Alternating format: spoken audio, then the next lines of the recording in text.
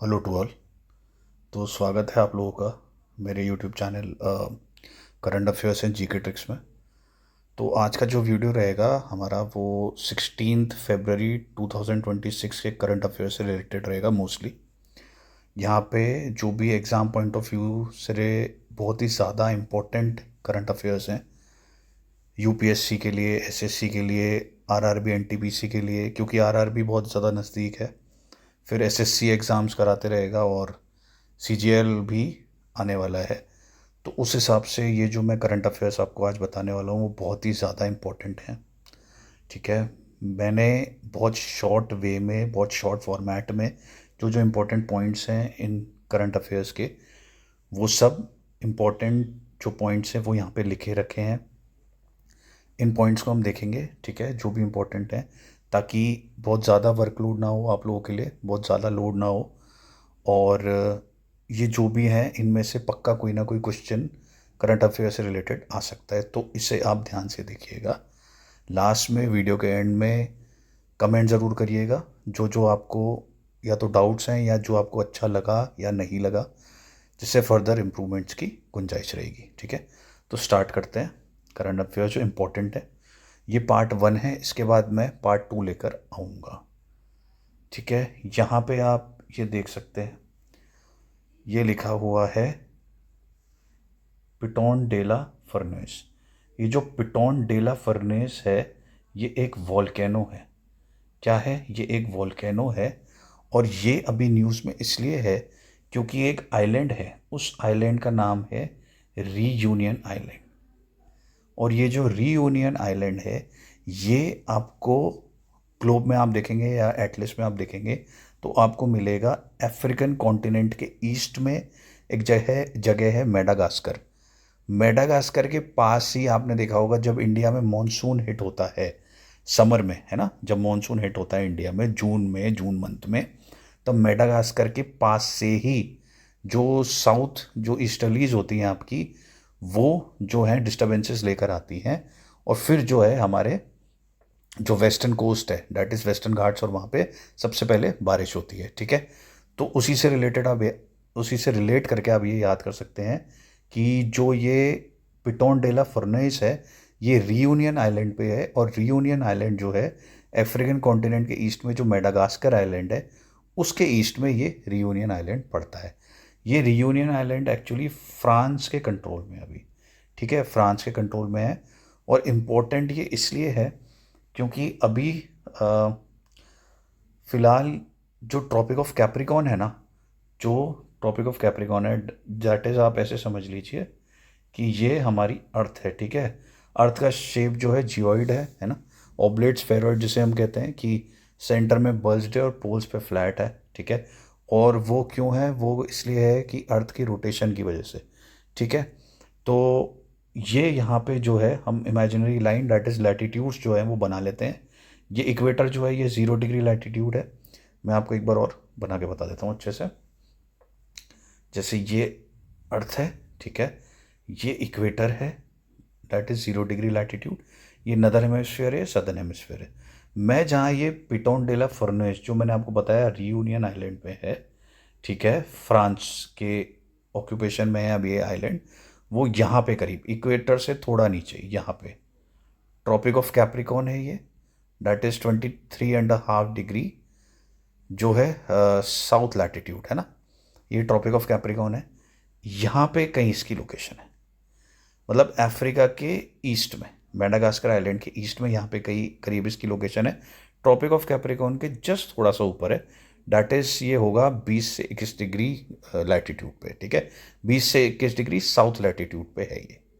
इस वजह से ये पिटोन डेला फर्नेस जो कि एक वॉल्केनो है, वो न्यूज़ में आया है। एक से जो कि एक वॉल्केनो है वो न्यूज़ में आया है। ठीक है। यहाँ पे मैं वापस लिख देता हूँ। तो piton Dila furnace, I hope आपको समझ में आ गया होगा, ये एक वॉल्केनो है।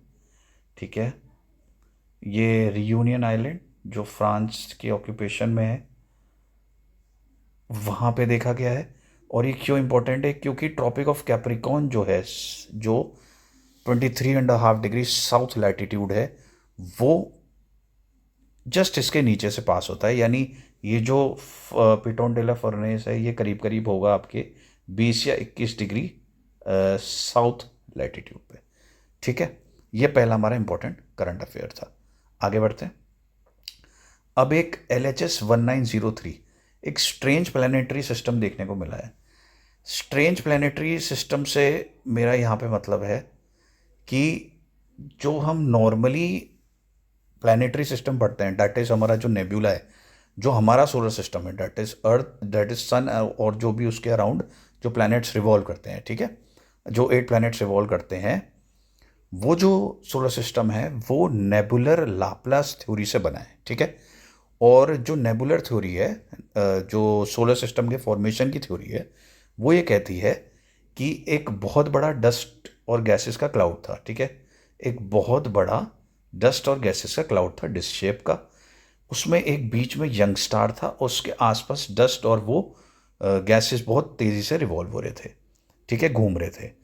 अब क्या हुआ कि वो जो आसपास जो इसके घूम रहे थे ना, तो ये जो यंग स्टार है इसमें होती है ग्रेविटी। ठीक है, जो हमारा सन है उसमें ग्रेविटी है, तो उस ग्रेविटी की वजह से और इस जो नेबुला जो लार्ज डस्ट का क्लाउड था उसके घूमने की वजह से जो टेरेस्ट्रियल प्लैनेट्स है, डैट इज़ रॉकी प्लैनेट्स, जिनकी डेंसिटी ज़्यादा थी, वो तो इसके करीब करीब आ गए, है ना, वो तो इसके करीब करीब आ गए, मतलब बिल्कुल इसके पास बनते गए।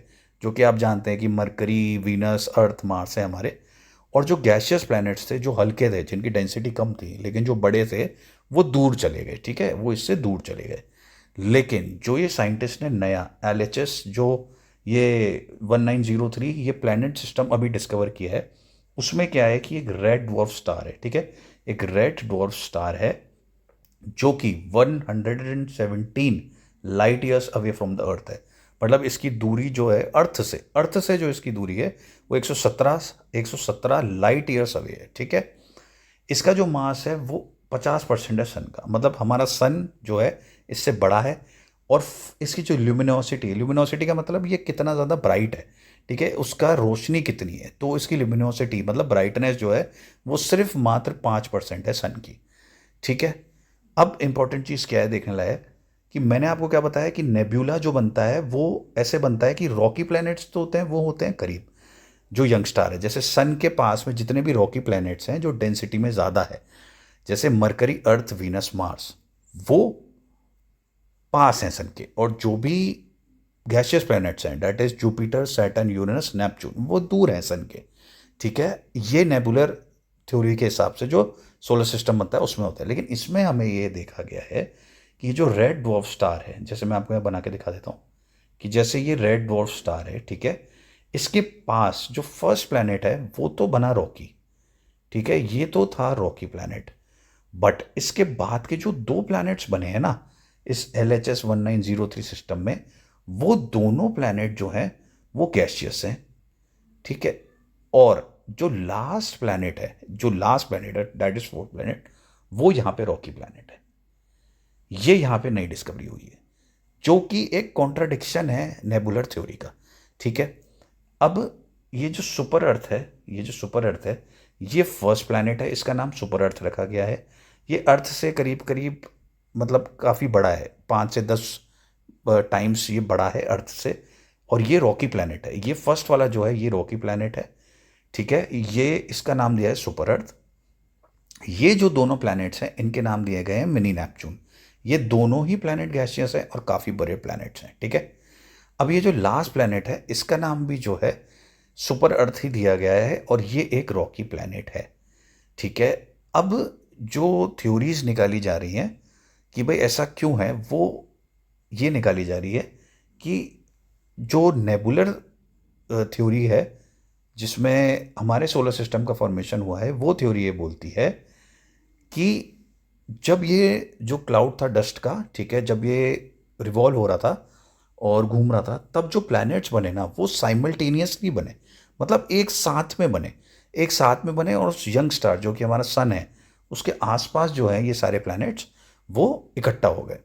लेकिन जो ये अभी देखा गया है, दैट इज LHS-1903, उसमें ये बोला गया है, देखा गया है कि ये जो प्लैनेट्स बने हैं ये साइमल्टेनियसली नहीं बने हैं, एक साथ नहीं बने हैं। तो कैसे बने हैं? ये सिक्वेंशियल बने हैं, मतलब एक के बाद एक बने हैं, ठीक है। तो सिक्वेंशियल प्लैनेट फॉर्मेशन इसमें देखा गया है कि जो प्लैनेट्स हैं, डेट इज 1 2 3 4, ये एक के बाद एक बने हैं, एक साथ नहीं बने हैं। तो इससे ये देखा जा सकता है कि फर्स्ट वाला रॉकी बन गया और बाकी के गैशियस, और लास्ट वाला जो है वो क्योंकि गैशियस बनने वाला था, बट कैसे ना, मतलब वो फिर रॉकी ही बन गया बाद में। दूसरी जो ये है थ्योरी, वो ये कहती है atmospheric loss scenario. Atmospheric loss scenario का मतलब ये है कि जो ये लास्ट वाला प्लैनेट है ना, जो यहाँ पे रॉकी प्लैनेट बना है LHS 1903 सिस्टम में, वो एक गैसियस प्लैनेट ही था। हाँ, वो स्टार्टिंग में गैसियस प्लैनेट ही था, बट बाद में क्या हुआ कि ये जो रेड डवार्फ प्लैनेट है, इसकी रेडिएशंस की वजह से, इसकी रेडिएशन की वजह से ये जो गैस थी ना, ये गैस इवेपोरेट हो गई, ठीक है। और यहाँ पे जो भी रॉकी फॉर्मेशन बचा था ना, डेंस फॉर्मेशन, वो रह गया। तो ऐसा ये एटमॉस्फेरिक लॉस सिनेरियो की थ्योरी बोलती है। एग्जाम पॉइंट ऑफ व्यू से इंपॉर्टेंट है खासकर ये, ठीक है। LHS 1903 basically red dwarf star को बोला गया है। हमारी जो गैलेक्सी है मिल्की वे में, यहाँ पे बहुत सारे आपको रेड डवार्फ स्टार मिलेंगे देखने को, ठीक है। ये याद रखना, ये इंपॉर्टेंट है। चलिए आगे बढ़ते हैं। एक बोर्ड ऑफ पीस सुना होगा आपने। बोर्ड ऑफ पीस एक संगठन है जो American president mister Donald Trump ने बनाया था कुछ टाइम पहले, क्योंकि गाज़ा में जो वॉर चल रहा था इसराइल और गाज़ा के बीच में, तो जो भी गाज़ा में लॉसेस हुए थे ह्यूमन लाइफ्स का और उसका, तो उनको एक तरह से रिपेयर करने के लिए या बिल्कुल वॉर ख़त्म करने के लिए ये बोर्ड ऑफ पीस बनाया गया था। इस बोर्ड ऑफ पीस का मकसद ही ये है कि ह्यूमैनिटेरियन रिलीफ पहुंचाया जाए जो भी विक्टिम्स हैं गाज़ा वॉर के, ठीक है। अब इस बोर्ड ऑफ पीस ने लेटेस्टली, मतलब बिल्कुल अभी अनाउंस किया है कि $5 बिलियन जो है ये गाज़ा ह्यूमैनिटेरियन रिलीफ के लिए ये लोग देंगे, ठीक है। दूसरी बात इन्होंने क्या डिसाइड करी है कि इंटरनेशनल स्टेबलाइजेशन फोर्स ISF का गठन किया जाएगा। इसके तहत ये जो फोर्स है ये पैलेस्टीनियन जो पुलिस है उसको ट्रेन करेगी, ठीक है। जो भी दिक्कतें हो रही हैं या जो भी इंटरनल पीस डिस्टर्ब हो रहा है उसको काउंटर करने के लिए इंटरनेशनल स्टेबलाइजेशन फोर्स मदद करेगी, ठीक है। तो पहली चीज़, ये $5 बिलियन इकट्ठा करेंगे गाज़ा ह्यूमैनिटेरियन रिलीफ के लिए। और इस बोर्ड ऑफ पीस में करीब करीब अभी है ना, मिला के मैं बताऊँ आपको 20 से ज़्यादा कंट्रीज़ हैं, ठीक है। 8 जो इसमें है ये एक एग्जीक्यूटिव एक तरह से मेंबर कंट्रीज़ हैं, ठीक है। 8 इसके मेंबर्स हैं, एग्जीक्यूटिव मेंबर्स। बाकी इसमें जो कंट्रीज़ हैं वो अभी जुड़ती जा रही हैं। इंडिया को भी बोला गया था थोड़े टाइम पहले जुड़ने के लिए, बट क्योंकि अभी T20 वर्ल्ड कप और वो सब चल रहा है तो इंडिया ने बोला कि अभी हम जवाब देंगे, इस बारे में बताएंगे। तो फिलहाल इसमें 20+ करीब करीब कंट्रीज़ हैं और इन्होंने जो है ये डिसाइड किया है। तो पहली चीज़ ये है कि $5 बिलियन का गाज़ा ह्यूमैनिटेरियन रिलीफ ये लोग देंगे। इंटरनेशनल स्टेबलाइजेशन फोर्स जो इंटरनल पीस वगैरह के लिए देखेगी, और पैलेस्टीनियन जो पुलिस है उनको ट्रेन करेगी, ठीक है। ह्यूमैनिटेरियन एड और रिकंस्ट्रक्शन गाज़ा में होगा। सिक्योरिटी जैसा कि मैंने आपको बताया ISF, that is international stabilization force के थ्रू होगा। एक इंपॉर्टेंट बात कि एक ये टेक्नोक्रेटिक एडमिनिस्ट्रेशन लाएंगे गाज़ा में, मतलब जो गवर्नमेंट आएगी ना अभी वो टेक्नोक्रेटिक गवर्नमेंट होगी गाज़ा में। और ये सब जो भी हुआ है ना, ये हिस्सा है अमेरिकन प्रेसिडेंट डोनाल्ड ट्रंप के 20 पॉइंट प्लान का, ठीक है। तो इन्होंने बोर्ड ऑफ पीस में 20 पॉइंट प्लान दिया था अभी अक्टूबर 2025 में, उसी का ये हिस्सा है और उसके तहत ये सब यहाँ पे देखा जा सकता है, जो जो इन्होंने ये पॉइंट्स बताए हैं अभी, ठीक है। आगे बढ़ते हैं। अब जो सबसे इम्पोर्टेंट न्यूज़ है इंडिया से रिलेटेड वो ये है कि अभी फ़िलहाल दिल्ली में फर्स्ट टाइम एक AI इम्पैक्ट सबमिट हो रहा है 2026 में, ठीक है। अभी फरवरी में। ये कब से कब तक हो रहा है? ये हो रहा है 16 से 20 फरवरी, ठीक है। 16 से 20 फरवरी हो रहा है। तो ये जो AI इम्पैक्ट समिट है 2026 में जो अभी हो रहा है, ये first time a global AI summit is being held in a global south country. मतलब पहली बार ये global on a global level ये AI समिट हो रहा है एक ग्लोबल साउथ कंट्री में, ठीक है। ये अपने आप में बहुत बड़ी बात है ना। वेन्यू क्या है इसका? वेन्यू है इसका भारत मंडपम न्यू दिल्ली में ये वेन्यू है। यहाँ पर सेम जगह G20 समिट जो है 2023 में हुई थी, ये होस्ट हुई थी। ये इंपॉर्टेंट है, ये क्वेश्चन आ सकता है, इसमें ध्यान देना। ये 4th आर्टिफिशियल इंटेलिजेंस समिट है, ठीक है। इससे पहले 3 कंट्रीज़ में ये समिट ऑर्गेनाइज हो चुकी है, that is AI impact summit. पहले कहाँ हुई थी? पहले यूनाइटेड किंगडम में हुई थी, दूसरी साउथ कोरिया में हुई थी, तीसरी फ्रांस। तो आप देख सकते हैं 2 तो यूरोपियन कंट्रीज़ ही हैं अपने आप में, फिर एक अपनी जो है एशियन कंट्री साउथ कोरिया, और अब इंडिया में ये हो रहा है। तो इससे पहले 3 कंट्रीज़ इसको एआई इम्पैक्ट समिट को होस्ट कर चुकी हैं। इंडिया एआई इम्पैक्ट एक्सपो भी बोला जा रहा है इसको 2026 का, ठीक है। और ये बहुत इंपॉर्टेंट चीज़ है क्वेश्चन के हिसाब से जो एसएससी है उसमें आ सकता है कि the summit is structured around 3 thematic chakras. क्या थीम है समिट का? समिट में क्या देखा जाएगा, ठीक है, किस उस पर थीम रखी गई है उसकी? तो पीपल, प्लैनेट और प्रोग्रेस, ठीक है। 3 थीमेटिक चक्रास, मतलब एक तीसरे से रिलेटेड जो है चक्र को, उनको थीम बनाया गया है। वो क्या है? पीपल, प्लैनेट और प्रोग्रेस। पीपल आप ये देख सकते हैं कि इस एआई इम्पैक्ट समिट जो अभी हो रहा है दिल्ली में, न्यू दिल्ली में, यहाँ पे बहुत सारे ग्लोबल लीडर्स, मतलब जैसे ब्राज़ील हो गया, या फ्रांस के प्रेसिडेंट हैं, ब्राज़ील के प्रेसिडेंट हैं, वो सब पार्टिसिपेट कर रहे हैं, वो आएंगे यहाँ पे। प्लस बहुत सारी मल्टीनेशनल कंपनीज जो एआई से रिलेटेड हैं, या फिर जैसे चैट जीपीटी के फाउंडर हैं, ठीक है, और ऑल्टमैन जो हैं वो आ सकते हैं, आएंगे, मतलब आ सकते नहीं, आएंगे। और ये सब इतने बड़े लेवल पे जो लोगों का पार्टिसिपेशन देखा जा रहा है, तो अपने आप में बहुत बड़ी एआई से रिलेटेड ये समिट है, ठीक है। इसलिए पीपल, प्लैनेट इसमें एक थीम और है। तो इसमें ये है कि एआई के थ्रू हम कैसे एनवायरनमेंट को और बेटर कर सकते हैं, हमारी क्लाइमेटिक कंडीशंस को, अर्थ के को और बेटर कैसे कर सकते हैं, जो वेस्ट है हमारा अर्थ का वो कैसे कम करके और अर्थ को बेटर नॉन पोल्यूटेड एक प्लैनेट बनाने की तरफ कैसे हम चल सकते हैं, ठीक है।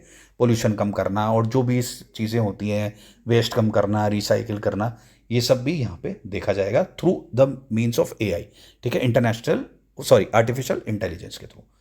फिर प्रोग्रेस एज इन जैसे एआई है, ठीक है। तो एआई से हम क्या है कि इसमें एक मेजर जो पॉइंट देखा जाएगा वो ये देखा जाएगा कि जो डिस्प्लेसमेंट ऑफ जॉब्स हो रहा है एआई की वजह से, वो क्यों हो रहा है और हम क्या स्टेप्स ले सकते हैं डिस्प्लेसमेंट ऑफ जॉब्स को कम करने के लिए, प्लस एआई से हम बेटर फ्यूचर की तरफ कैसे बढ़ सकते हैं, वो भी इसमें देखा जाएगा। तो ये पीपल, प्लैनेट और प्रोग्रेस में ये इंपॉर्टेंट चीज़ है, ये 3 इसके थीमेटिक चक्रास हैं। एक यूएन का पार्टिसिपेशन भी बहुत अच्छा है इसमें, ठीक है, क्योंकि यूएन के सेक्रेटरी जनरल हैं अभी एंटोनियो ग्यूटेरेस, वो भी इसमें पार्टिसिपेट कर रहे हैं। तो इस लिहाज से ये बहुत इंपॉर्टेंट न्यूज़ है, ये एआई इम्पैक्ट समिट 2026 जो न्यू दिल्ली में हो रहा है फ्रॉम 16 to 20 फरवरी, ठीक है। आगे बढ़ते हैं। अभी थोड़े टाइम पहले यूएस इंडिया ट्रेड डील हुआ था, जो 1 साल से सिंस 1 ईयर होल्ड पे था, है ना, 1 ईयर होल्ड पे था। और अब जाके ये जो है हुआ है इंडिया यूएस ट्रेड डील। इसको लेकर आपने देखा होगा पार्लियामेंट में बहुत हंगामा हुआ, और लीडर ऑफ अपोजिशन ने बहुत सारे मतलब क्लेम्स भी उठाए कि भाई गवर्नमेंट ये किस तरह की डील कर रही है, ये तो एक प्रेशर डील है, ये एक बिजनेस डील नहीं है, ट्रेड डील नहीं है, एक प्रेशर डील है कि भाई ठीक है, एक बड़ी जो सुपर पावर है वो हमें एक तरह से प्रेशराइज कर रही है, दबा रही है। और उन्होंने ऐसा क्यों बोला? क्योंकि आप जानते हैं कि जो भी ये इंटरिम एग्रीमेंट हुआ है, ये इंटरिम ट्रेड एग्रीमेंट हुआ है, वो भी 1 ईयर के होल्ड के बाद, वो ये कहता है कि जो यूएस है वो जो 50% का टैरिफ था, अब वो 50% का टैरिफ कैसे था कि 25% का तो उसने टैरिफ जो लगाया था वो यूएस के जो भी इंडिया इंपोर्ट करेगा सामान उस पर लगाया ही था, प्लस 25% का जो एक्स्ट्रा टैरिफ जो यूएस ने लगाया था वो एक पेनल्टी टैरिफ था। वो इसलिए लगाया था क्योंकि इंडिया रशिया से क्रूड ऑयल जो है वो खरीद रहा था, तो यूएस नहीं चाहता था वो खरीदे, इस वजह से उसने 25% टैरिफ तो ट्रेड पे लगाया ही था, जो यूएस एक्सपोर्ट करेगा इंडिया को सामान उस पर लगेगा, और 25% जो था वो पेनल्टी टैरिफ था, ठीक है। 25% पेनल्टी टैरिफ था क्योंकि इंडिया जो है रशिया से क्रूड ऑयल परचेज कर रहा था, यूएस वो नहीं चाहता था। अब यूएस ने बोला है कि ये जो 50% का टैरिफ है इसको हटाया जाएगा, और अब 18% का टैरिफ लगेगा यूएस प्रोडक्ट पे, ठीक है।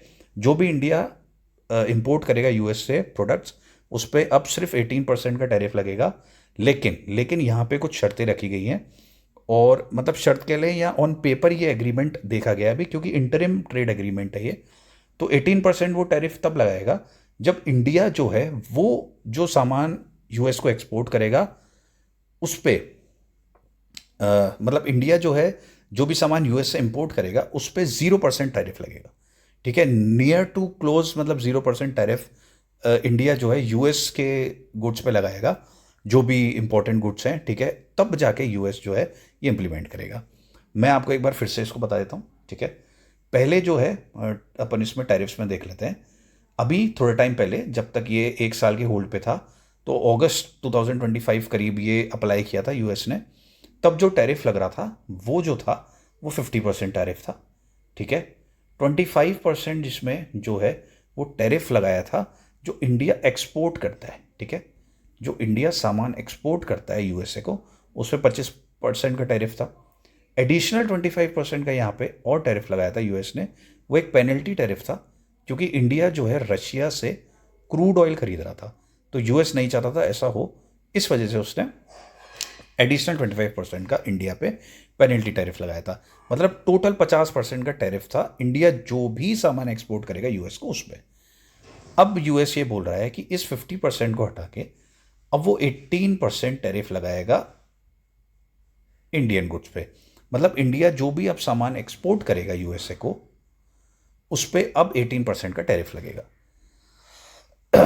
उसके बदले में जो भी ट्रेड डील हुई है, इंटरम ट्रेड एग्रीमेंट, उसमें यह है कि ये 18% का टैरिफ तब यूएस लगाएगा इंडियन गुड्स पे, जो भी इंडियन गुड्स एक्सपोर्ट होंगे वहाँ पे यूएस में, जब इंडिया जो है वो यूएस जो प्रोडक्ट्स जो इंडिया इंपोर्ट करेगा, मतलब यूएसए से यहाँ पे आएंगे, उन पे नियर टू 0%, या तो 0% या बहुत कम टैरिफ उन गुड्स पे लगाएगा। स्पेशली जो है एग्रीकल्चर प्रोडक्ट्स को यहाँ पे देखा गया है, क्योंकि यूएस अब जो है एग्रीकल्चर मार्केट में भी उतर रहा है। इस वजह से जो है हंगामा हुआ भी था कि भाई यहाँ पे जो किसान है उनको बहुत बड़ा नुकसान पहुँच सकता है। ठीक है, तो सबसे पहले जो है मार्केट एक्सेस, मतलब जो इंडिया है क्लोज टू 0% टैरिफ लगाएगा जो यूएस से यहाँ पे गुड्स आएंगे उन पे जो इंडिया इंपोर्ट करेगा। फिर यहाँ पे क्या एक चीज़ देखी गई है कि $500 बिलियन, ठीक है, $500 बिलियन का प्रोडक्ट या का के गुड्स इंडिया जो है यूएस से परचेस करेगा। उसमें आप मिलिट्री इक्विपमेंट्स भी देख लीजिए, जैसे एयरक्राफ्ट कैरियर्स हो गए या अदर इक्विपमेंट्स। मतलब टोटल के 500 बिलियन के प्रोडक्ट्स जो है इंडिया यूएस से परचेज करेगा, ऐसा यूएस ने यहाँ पे बोला है। ठीक है, यहाँ इंडिया से कोई कॉन्फर्मेटरी मतलब सोर्स में ये बात नहीं कही गई है, बट अभी जो इंटरम ट्रेड एग्रीमेंट है उसके थ्रू ये देखा गया है। तो ये एक दो इंपॉर्टेंट चीज़ें यहाँ पे देखने वाली हैं। ठीक है, अब हम आगे बढ़ते हैं।